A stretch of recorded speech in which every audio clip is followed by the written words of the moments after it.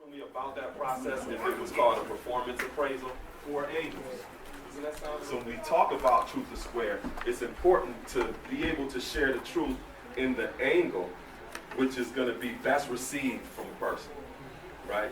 One way of giving you that analogy is we say there's many different layers of current, some are cold, warm, others very swift and changeable. It's not appropriate to be in a cold current all the time. It ain't appropriate to be a warm current all of the time, right? So you have to figure out what is an appropriate angle in order to reach people. This right here gives you a sense of some of the various different angles that can be used when you're teaching youth. Let me explain. Sometimes when you look at caregivers or parents or adults, they have a two relationship to children.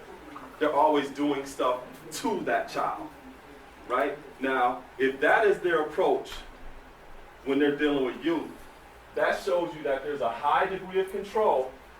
They're always setting limits and being disciplined, but yet very low on the support or the encouragement spectrum. Now, how many of y'all, I mean, some of y'all might be in the room, have had relationships with adults where it was always that type of, I'm doing stuff to you. It's not no equality there. And a lot of times, some children that grow up in situations like that, that is under that much control, they get wild as hell when they get an opportunity to get on their own, right? So now, doing stuff to a child or having that relationship to them is good in some instances, but not all the time. You don't use that angle all the time, because if you use it all the time, it becomes punitive. Does that make sense to y'all? Okay, now let's look at this one. Some caregivers, parents, or adults have a not doing nothing to the child, which is neglect, because they're low on the control spectrum, which means they don't really give them no discipline or set no limits. They let them be just wild and do what they want. And it's also low on the support or the encouragement or the nurturing spectrum. So a lot of times you see parents that have that kind of relationship with their children. They just let them do whatever they want. And I'm sure you've seen some children in communities where they have that kind of relationship with their parents. There are times when you should not do certain things for your children.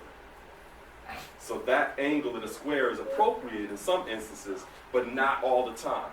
Because if you're using that angle all the time, then it becomes neglect.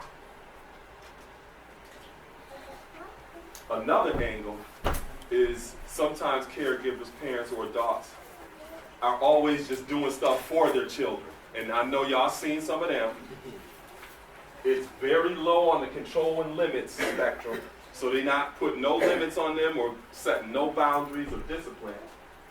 And it's very high on the encouragement spectrum.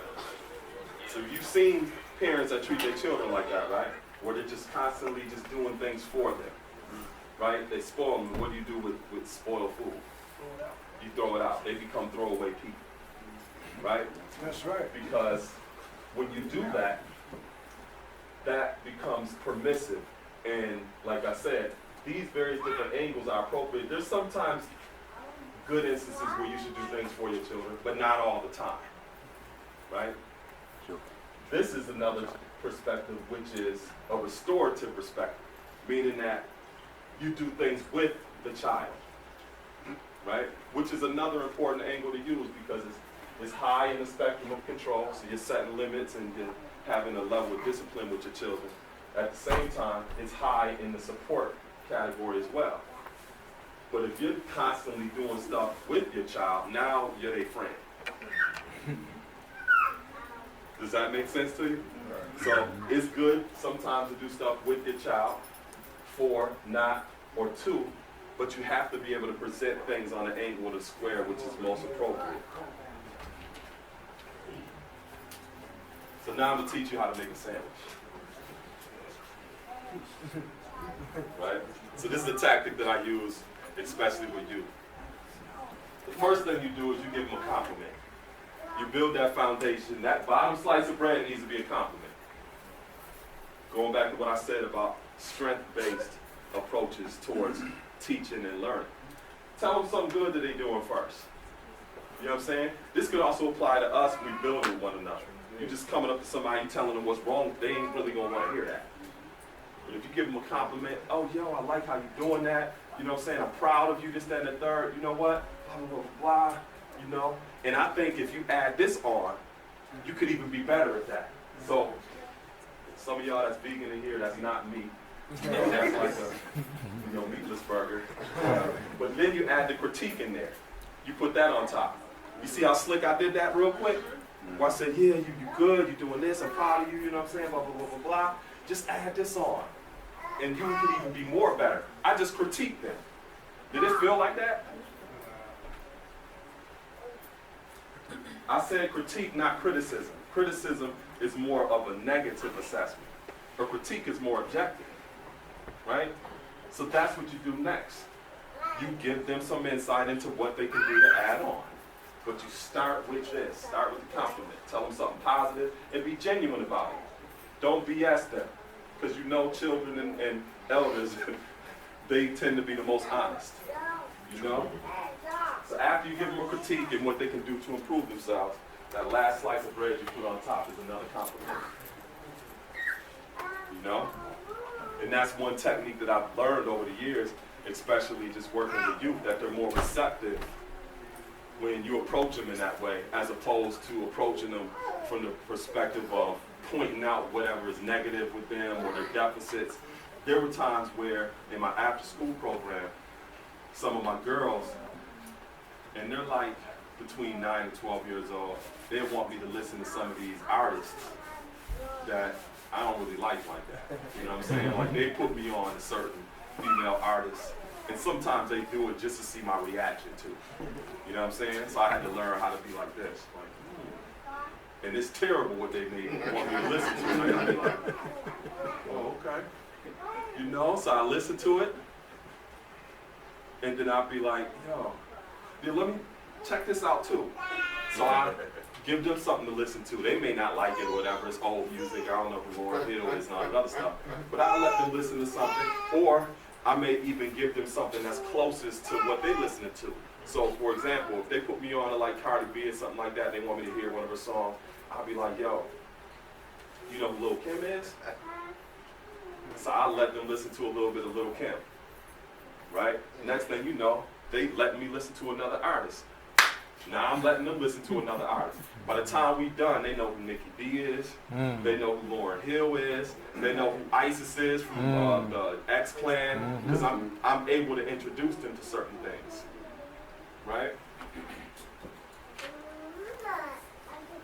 So in conclusion, I just wanted to show y'all a short video of some of my preschool class and what I do.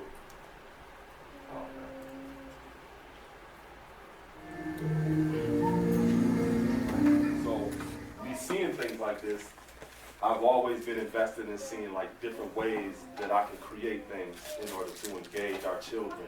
You know, at one point I was a little frustrated with what I see on television and what they're exposed to. So I was like, you know what, I'm gonna start learning animation. So I started learning animation and teaching children that way and making it accessible to them. You know, that Supreme Mathematics song that I created, I teach parents, yo, put that on repeat and let your child go to sleep to that. Again, if we're not programming our children, somebody else will do that. You know, I have two older queens. They're getting ready to graduate in May. One with a graduate's degree in forensic psychology. And then my other one, she's getting her science degree. She's a chemist, right? When they were that age, this young queen's age right here, I was programming them. I wouldn't expose them to certain stuff on TV. If there was certain music that I wanted them to be exposed to, I was specific about that. When they were both 9 months old, they started walking. I took them to the downtown library, children's section. My eldest, I just let her walk around the children's section of the library. She's 9 months old. Out of all of those books, she went and got a book about the solar system and came and brought it back to me. That was evidence that my programming is working. My middle child, took her to the library, did the same thing with her. She went and got a book about Africa because of my programming, right? So now, being an educator in my city, having an after-school program. I have a Boys as Allies Rites of Passage program, so I teach a program I created that's at the middle schools, 13 to 15-year-olds, right? I'm also a Human Rights Commissioner. I was elected to the City Council to be a Human Rights Commissioner in my city, in the name of the God. Meaning, I don't have two different names. I'm Commissioner Allah, right? When they come to my class, I tell them to call me Mr. Saladin, because it sounds better than Mr. Allah, right? And I started all of this, I would say, going back 20 years ago. I was inspired to just start volunteering. And that's one thing that I encourage everybody to do. If you have time in your schedule, just look at your schedule, see what you can do to dedicate a certain amount of time each week at a local agency, organization, institution, something where you can work with children. Because all of the stuff that I've been sharing with you, right, this is because I do research. I'm always taking, tasks or training, and I'm reading, and I'm always doing stuff like that. So there's certain things that I've learned along with my experience, right? But all you have to do is be present. So going all the way back to what I was saying initially about continuity of care, a lot of our children lack continuity in their life for a lot of reasons.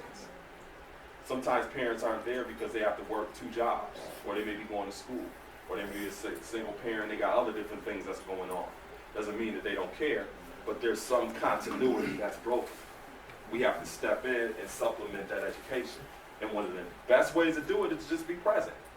I don't care if you found a local boys club in your community and you say, I want to come here for an hour once a week to change garbages. You ain't got to go in there, yo, I'm going to teach supreme mathematics, I'm going to teach about the Father. You'll get a chance to do that. Just go in there and change the garbages. Eventually, they'll be like, what's your name? Why you come in here and do this all the time? They'll be asking you so many questions. You'll be like, oh man, because it's about building relationships. But if you're not there, then there's no opportunity to build those kind of relationships. So the basis of a lot of things that I do started from me just volunteering at a local community center.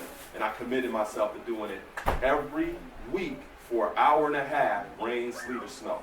And I was consistent about that. And I did it every week. I came and I was like, yo, I just want to teach the children like stuff, help them out with their homework or whatever. And then started to build relationships. From there, I started to get involved with some of the politics of the community. Finding out when community boards were meeting, or when this kind of event was going on, that kind of event was going on. And I would go to be present to see who the power brokers were in my community. We started developing relationships. And then when it came to an opportunity to talk to me about what did I do, it's like, oh my God, this dude is doing it just because he cares. Because I'm not doing it to get money, right? But eventually, people start giving me money to do it. You know why? Because people don't want to do this. They don't want to do that. They don't want to do that. Because their name is not on an awning. It ain't a lot of bright lights. Who wants to go and change garbages once a week? People don't really want to do that, right? But those are the basic building blocks for you to actually establish relationships to get to where you got to go. To the point where I have to turn down different things because people just offering me money to create programs, and I do it on my own terms. I'm not being other than myself, where I have to try to fit into some type of mold. The same way I'm talking to you, same way I talk to my students. I don't go in there with this, hey, how you doing today? I'm like, yo, we gonna listen to Slick Rick today. I'm gonna show you who this is.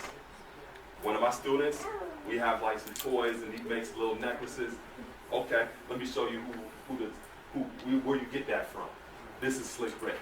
We listen to his music and stuff like that. I have the freedom to be able to do that, right? So now working with you for so many years, my next step in the process was, yo, I gotta create my own institution so I can have even more freedom. So about a year ago, I purchased my own estate. Not mortgage, not paying rent, I bought it myself with my own money and my own commitment, right?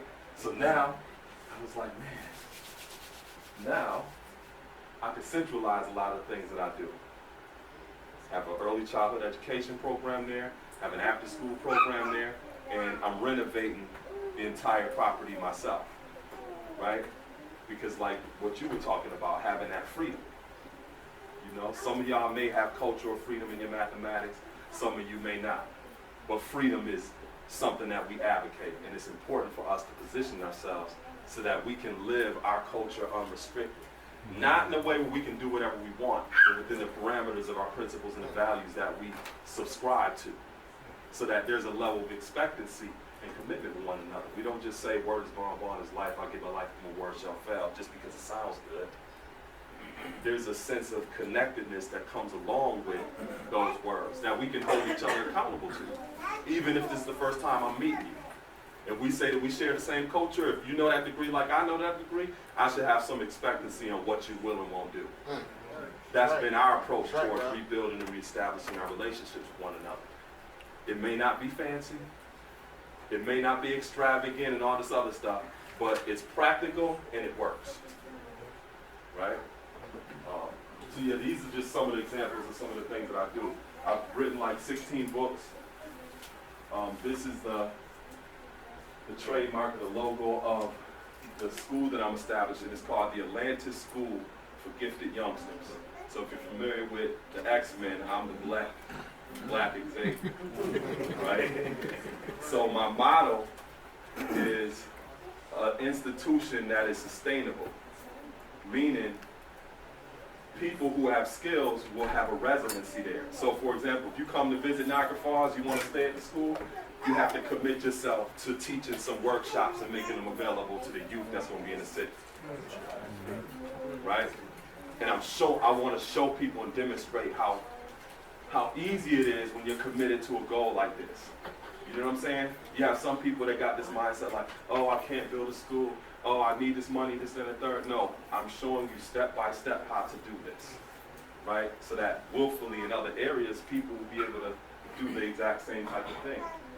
So I have a radio show, and then I also was instrumental in getting the Underground Railroad Heritage Center established in my city. Because my family has Underground Railroad heritage. That's one of the reasons why I'm actually in Niagara Falls, because my family came through the Underground Railroad, came back over from Canada after they settled over there into the United States, and then, you know, I'm one of my father's children, the most attractive one. But yeah, so y'all got any questions or anything like that? I'll give you a hand over here. I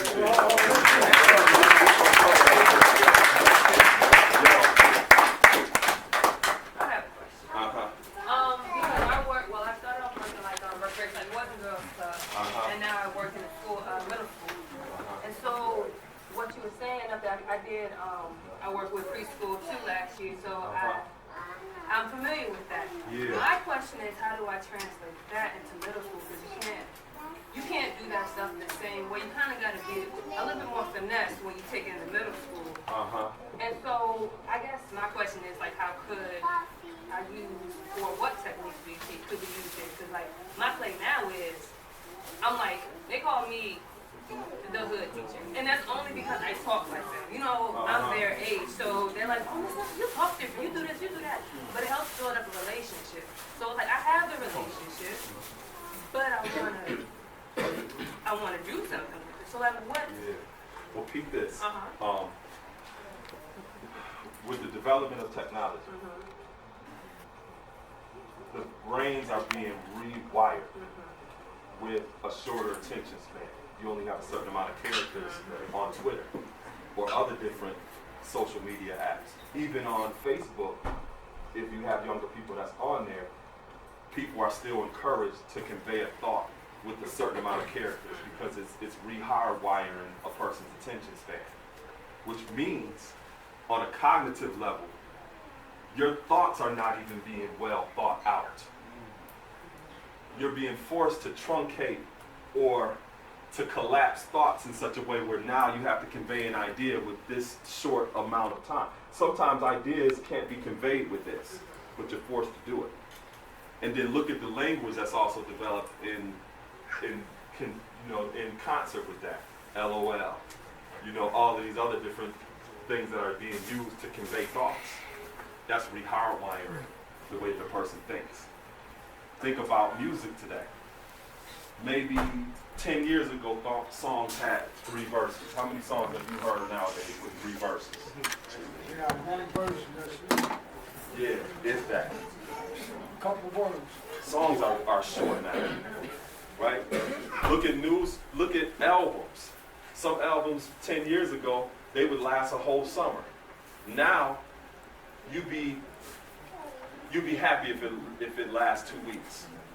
Where people are still talking about it and thinking about that music for 2 weeks. Look at news cycles. A news cycle or a news story may last for a month if it's something that's considered important. Now, you got 72 hours for a news story. Look at the cycle of things. It's empowering a person's attention span. I say all of that to say, we're dealing with a younger generation that have a shorter attention span. So in order to even deal with them at that age, you have to go in being a student, period. I ain't teaching them nothing. I'm coming in here to learn and listen. And it's like hopscotch. When you want to drop something, you jump in and you jump out. Whenever you get an opportunity, you jump in, you drop something, you step back. Because over time, you're building blocks and continuity of care. You're establishing a relationship. You know what I'm saying?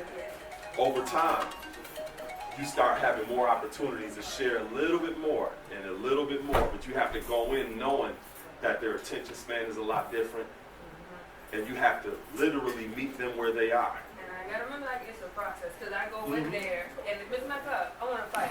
If nobody, I just want to fight, huh? You're going to get suspended 15 days because you just bored, so it's like, it'd be mind-boggling. I'd be like, wow. But then I also gotta remember, you 11, you 12. So I definitely like worked on that relationship. I guess I just gotta remember the process because it's little things where I know I have it. Well, everybody in there called me pretty much by like my righteous name. I wear hair wraps. I had to look the younger girls wear hair wraps, but it's just like that's the outside. I gotta get that. And that's what they're teaching right there. You're present, right? You're consistent. They can see you. You know what I'm saying? Like, and like the beauty of that is you're planting seeds, and over time you're going to see it grow. Because eventually they're going to come back and remind you of something that you might have forgotten that you told them. You know what I'm saying? So a lot of times what you teach, so for example, if you came to my city, right? And I guarantee you go around for a little bit, you ask people, hey, do you know Saladin? No. If you went to my city and said, do you know what a 5%er is? Some people be like, what you talking about? If you came to my city and said, do you know who Saladin is? If they don't know me, one of their parents know me, their family members or whatever, and say, what kind of person is Saladin? Tell me about him. What does he do? Oh, he always be in the library. He always be around children. He real smart. They'll tell you a lot of things about me, and then you say, that's what a 5%er is. That's what a 5%er is. You know what I'm saying? Light travels faster than sound. Some of us are more concentrated on talking a lot. You know what I'm saying? As opposed to demonstrating what this is and letting that light precede the sound. Because your reputation is always going to follow you. You know what I'm saying?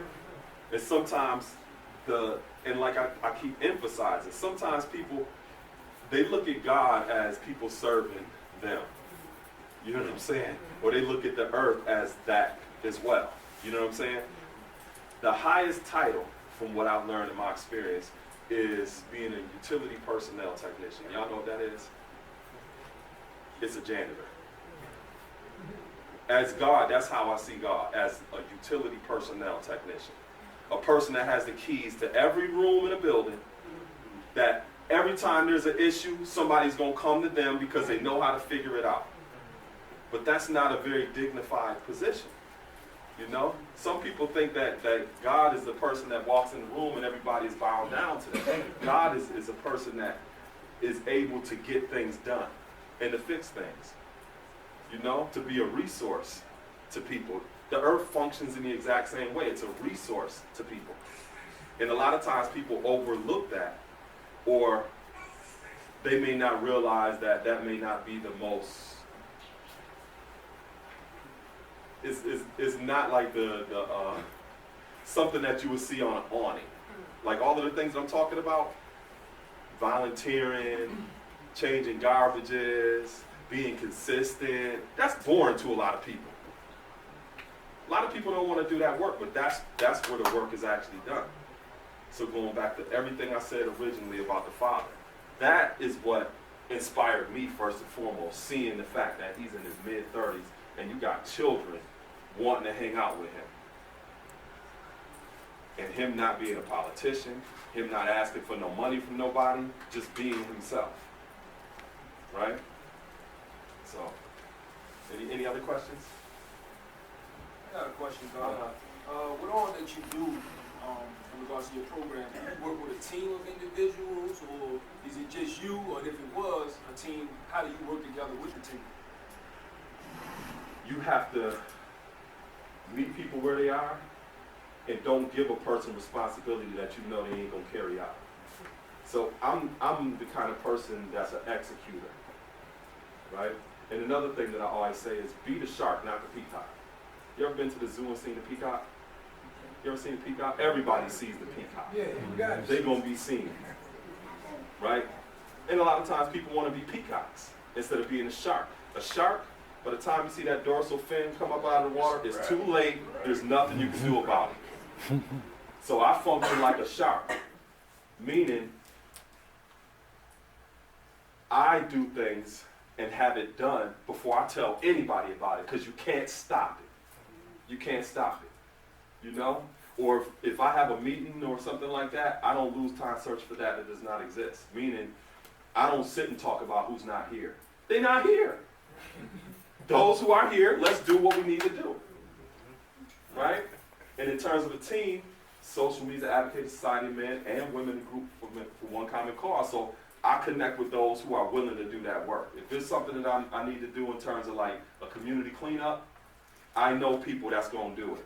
I ain't gonna go to people trying to convince them into nothing. It's the same thing with knowledge itself. I don't convince nobody of nothing. I'm not having no conversation like that, especially with adults. If you're already not looking for something that you see as progressive and convinced about certain things because you put all your own theories to the test, then if you have not gotten to that point, then you need to continue putting your theories to the test first before you figured out that there's other things that you want to consider. So in terms of a team, it depends on whatever the project is. So in terms of like a project like that, her parents, and that's all that I need to get something like that done. You know what I mean? So an important part of that is making sure you know who is who in the zoo. You know what I'm saying? Don't ask this person to do something and that's not what they, and it doesn't mean that, this is the other thing I wanted to say too. If a person is not capable of doing something, they're just not capable of doing that job. It doesn't mean that you need to be like, yo, this, that, and the third, blah, blah, blah, blah. They just not built like that. You know what I'm saying? Get a person that's built like that to actually do the job. And if there's something else that they're capable of, build with them on that. So when we say advocate for one common cause, and it be equal in everything, sometimes you got to build a person that's one common cause I can build that person on. Not everything. You know what I'm saying? So, yeah. So anything else y'all got? Hey, Saladin, Yeah. when you initially began to write, Uh-huh. what was your methodology or motivation? To control our narrative. Okay. Control our narrative. Because I saw there was a lack of representation telling our story, and the potential social economic repercussions of that, you know? So, for example, with our official street names, Law Justice and 5% of Square. That's my brother. That's my brother. That's not Clarence 13X way. Right. You know what I'm saying? And I started to see how people were striving to hijack our narrative and make themselves rich from our labor. And because there was a lack of representation, I wanted to make sure that I was able to create a platform where if people wanted to get an accurate perspective of who we are, that I was a part of making that happen. Because usually, especially like with the social media and everything else, if you ask anybody who the father is, what is the 5% or anything else, you get a variety of different reasons, or who he is and everything else, right? But there's really no consistent, comprehensive, or consensus in regards to who we actually are, right? The beauty of this is it put a lot of things to rest. So if you hear people talking in conversation about Clarence 13, Acts 7 and the third, it automatically puts that conversation in the past, in the context that needs to be spoken in. You can't talk about that in connection to this. It automatically shows you that was the past. Prior to this, people could say Clarence 13X and the 5%ers, and they could say that all day. Now, you have to explain who is Clarence 13X in relationship to this, which puts that with the said birth record, right? So now I see people striving to figure out ways that they can still strive to use this, and I'm planning too. I see things that people are doing, and I strive to position things in a way where it limits their ability to do that. You know what I'm saying? So right now at our school, at our Common Unity Center that C.I. Kill is managing, we're doing a lot of different things that will help connect our narrative to the sign so that there is a consensus and a consistent, and then the God is a part of it too, with the cultural affairs, so that we have a consistent narrative in regards to who we actually are. Because you're going to have people that strive to hijack this and make it something other than what it is. You know what I'm saying? A lot of times, if there's news globally that goes on about the 5% or whatever, reporters will reach out to me, news outlets asking me, is this true or what is it and everything else. And keep in mind, I teach preschool. Sometimes I'm getting phone calls in the middle of my class where somebody's reaching out to me about an incident that happened in San Francisco with somebody spray painting the side of some international school with our flag and stuff, and what does that mean and all this other stuff. And if they don't get a consistent voice about putting that in the proper perspective, they're going to print something anyway. Right? So I always have to be on point in terms of the position that I chose to put myself in when it comes to writing and making sure that things are articulated in an appropriate way, because they continue daily to teach, and we have to do the exact same thing, especially now with this. You know what I mean? So let me share one more thing. There's already people that come by our school bringing tours, right? Because you have certain white people who are doing tour groups throughout Harlem, and some they show like different historical places in Harlem. Some take tour groups on the Islamic history in Harlem. They come by the school, and then some of us just open up the school and let them come through there and be pointing out stuff and showing them this, that, and the third.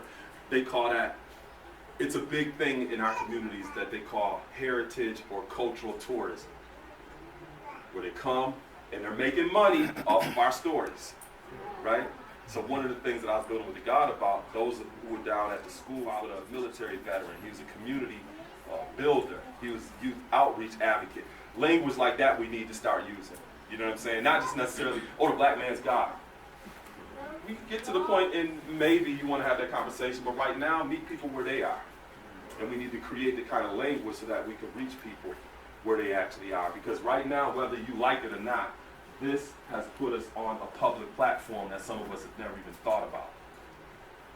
We've never thought that we would be put in that type of realm of where GPS locations are now being changed, that has to be pulled out. Or tour book guides now have to be changed. Some of us never prepared for that. Some of us have been prepared for that for years. I'm one of those people. So that when somebody walk up and want to stick a mic in my face, I know how to handle that. I know how to do it. Because I've been preparing for stuff like this. Right? And that's how we need to start thinking as well in terms of a lot of things that we're doing. Peace, listen. Peace. One thing we always dealing with 1,137 1/3 mile per hour.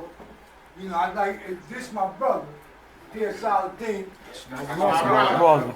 Saladin. That's my brother. See what I'm saying?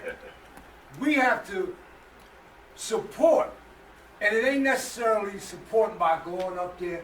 It's by letting other people know what information that he